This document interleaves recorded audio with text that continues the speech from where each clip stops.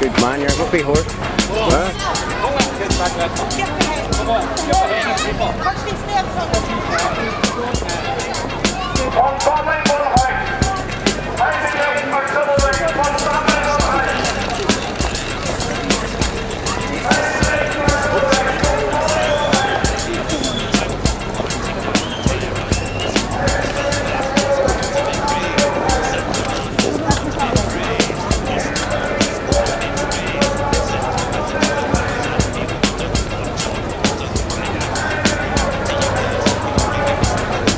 In the 21st century, we feel the need to take to the streets again in an attempt to improve the civil rights of a section of the working class is a clear signal that we will not accept discrimination in the new millennium. In 1968, the message was clear: one man, one vote.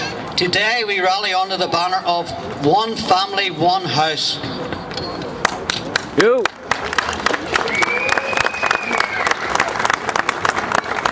We have invited a broad range of speakers to address you, and we would ask that you give each speaker due respect.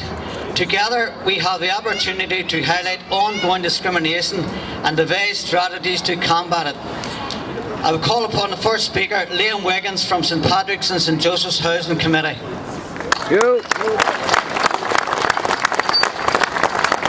Okay, thanks people. I'd just like to start by congratulating the North Belfast Civil Rights Association on today's march and giving us this opportunity to speak. St Patrick's and St Joseph's are probably the most widespread umbrella housing group in Belfast. We have resident groups from Carrickhill to Bonmore, and for 10 years we have been highlighting the chronic housing situation that exists in North Belfast. Our motto is need, not creed, but it's a sad fact that the people suffering due to this crisis are from the nationalist Catholic tradition. The blatant inequality in the housing schemes that operate across North Belfast tend people to use the civil rights theme.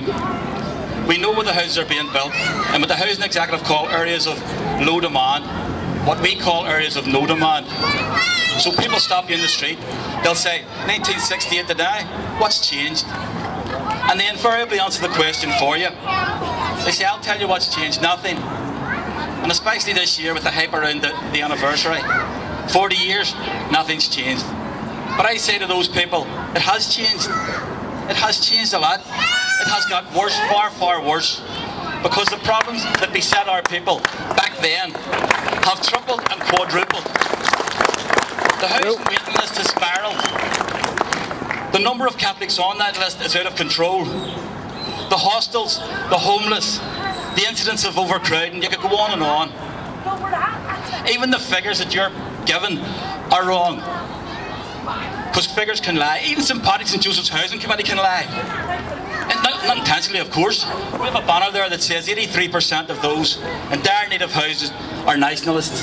Those were housing executive figures, and we were proud to use them against them. But when we investigate it further, you'll find that 100% of those in dire need of housing in North Belfast are nationalists. I'm not saying there aren't any Protestant stroke loyalists on the waiting list, but they're not in dire need. They're not among the thousands of people who need houses today. Not next year or the year after. I'll tell you why. The managing director of Clanwell Housing Association told us that she could build as many flats as she wanted because the people, and she meant the Catholic people, will go into them out of desperation. And she was right. She was right. Now, if those Protestants on the waiting list were in the same desperation, they could be in any district they wanted. They could be in Lower Old Park, they could be in Tigers Bay, they could be in Shore Road. In fact, you show me a loyalist area and I will show you vacant houses, hundreds of them, some of them almost brand new. No, folks, the people in dire need, the people suffering from this crisis are exclusively Catholic stroke nationalist. So what's the solution? We certainly give our solution forward in the vision of an urban village in the Docklands. The Sea Cat's gone, the standing line has moved to Dargan. It left behind acres of land. And there was acres of land already there behind the dock gates. We took the statutories involved to Liverpool to show them the concept working over there. Liverpool's akin to Belfast. Their defunct docklands are now a thriving community. Back in Belfast, well, what do you think? But that's not our land, it belongs to the Harbour Commission. Who the hell are the Harbour Commission that they can sit on acres and acres of real estate while people are crying out for homes? Nope. They're an unaccountable quango. They have to be made accountable. They have to be asked the question, what are you doing with the land? Why are you holding it? And they must be made to give it up. Their first response to the urban village was to build a wet hostel in it. Now, no disrespect to the people in Stallamaris, but it was put there to discourage anyone from even thinking about raising a family down there. And what's their solution? Well, if you think your civil rights is being undermined now, if they get their way, the powers that be, the DSD, the housing executive, the housing associations, and let's not forget the developers, because a lot of greed has come into this area. The one success we thought we had to build family houses in this area was pulled at the last minute by a property developer, a so-called public servant, the vice chairman of the policing board, and he intends to build as many high-rise apartments there as he can. And that's what's going to be offered to our people, high-rise apartments. And these will be basic high-rise apartments because they'll be built by housing associations. The type of apartments that the Seven Towers people in the New Lodge have spent 10 years trying to claw their way out of. And do they care about the condition? BIH, that stands for Belfast Improved Homes. That's a law for a start. BIH, supported by the Housing Executive and funded by the DSD, have proposed a 14-storey, 131 apartment tower block for the bottom of Great George's Street. The first 4 floors exclusively for families.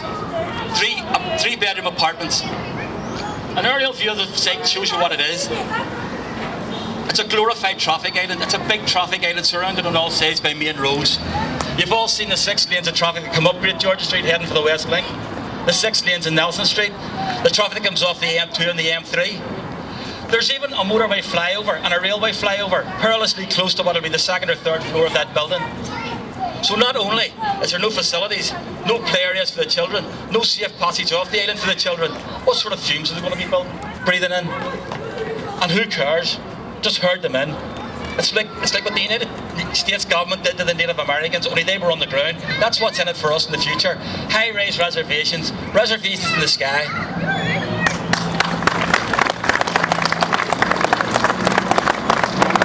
And we all know what these tower blocks are like in a couple of years' time. They'll end up slums. Your children and their children will become slum dwellers in North Belfast. Now, I know I've painted a bleak picture here, but I believe that that's what will happen. Unless we stand up and declare that we will not be pushed into high-rise reservations, that we demand parity with everyone else, and that only traditional family houses will be accepted. The theme of the civil rights is we shall overcome. For the sake of the generations in North Belfast, we must overcome. We must overcome. Thank you.